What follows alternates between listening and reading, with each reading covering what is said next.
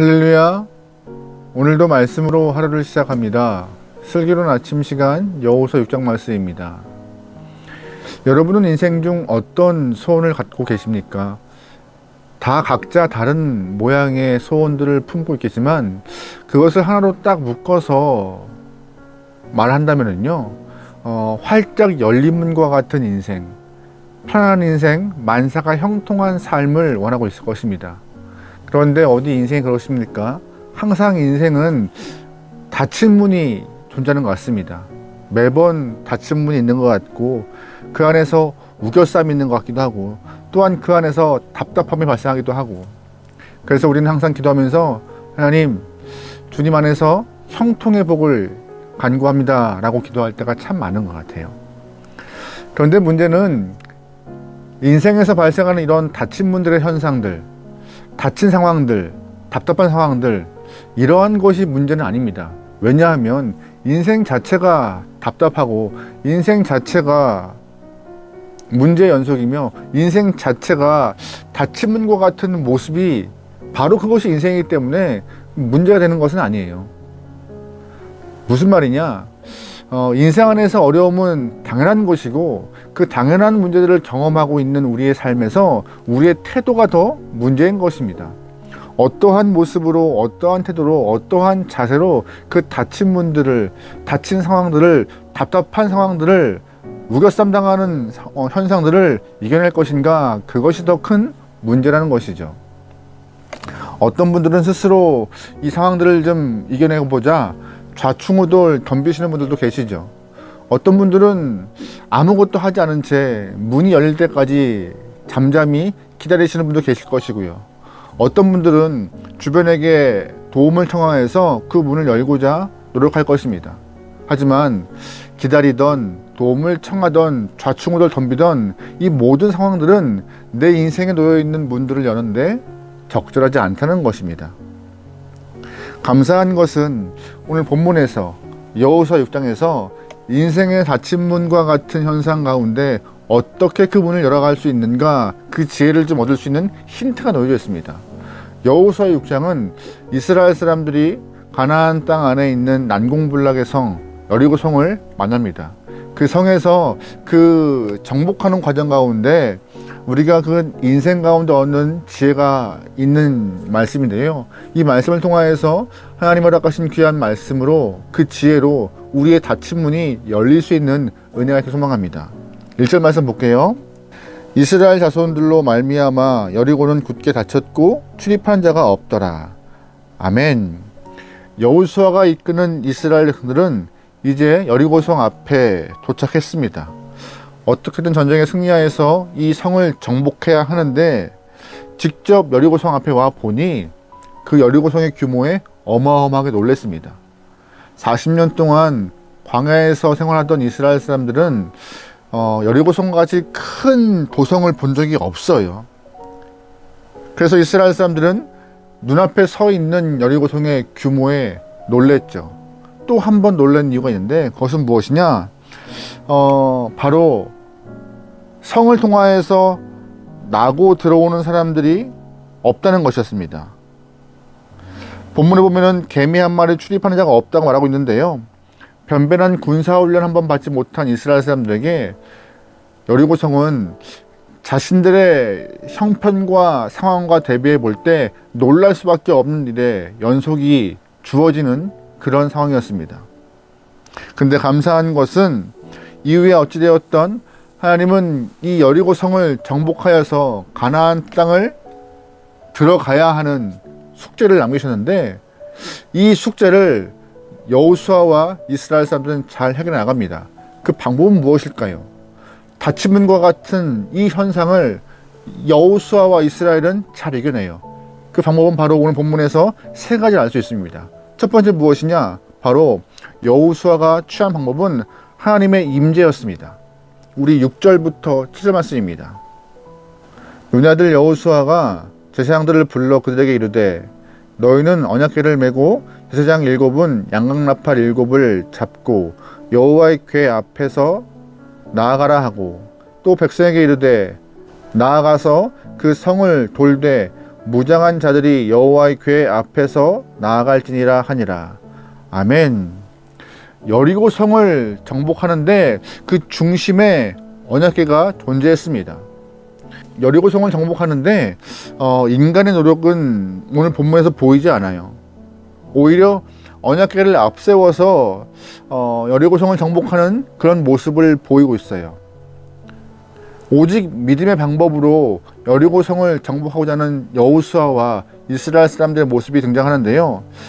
6절과 7절의 그 언약궤는 하나님의 말씀, 여호와의 임재를 상징하는 하나님의 물건입니다. 성물인 것이죠. 하나님을 의지하고 바라보며 쫓고 따르는 것, 그것이 바로 그 닫힌 문을 여는 첫 번째 시도였던 것입니다. 언약궤는 여리고성을 정복함에 있어서 하나님의 전력을, 하나님의 마음을, 하나님의 뜻을 전적으로 신뢰한다는 표시인 것입니다. 세상 어떤 것보다 여호수아와 이스라엘은 바로 그 하나님을 내 중심에, 내 앞에, 내 뒤에 놓고 그 하나님을 의존하면서 여리고성을 정복하겠다는 마음을 갖고 믿음으로 그 일을 행하고 있는 것입니다. 하나님의 임재와 함께 하심을 신뢰하기 때문에 그런 일들을, 여리고성을 두려워하지 않고 정복하기 위해서 한 걸음 빼고 있는 것이죠. 두 번째, 오늘 본문에서 닫힌 문이 열리는 조건, 여리고성이 정복되는 조건은 무엇입니까? 바로 순종인 것이었습니다. 3절 말씀입니다. 너희 모든 군사는 그 성을 둘러 성 주위를 매일 한 번씩 돌되 엿새 동안 그리하라. 아멘. 하나님이 이스라엘 사람들에게 허락한 작전은 단순했습니다. 매일 성 한 바퀴를 도는 것이었습니다. 6일 동안 매일 한 바퀴를 돌고 마지막 날 7일째 7바퀴를 도는 일, 아주 단순한 작전을 여호수아와 이스라엘 사람들에게 허락하였습니다.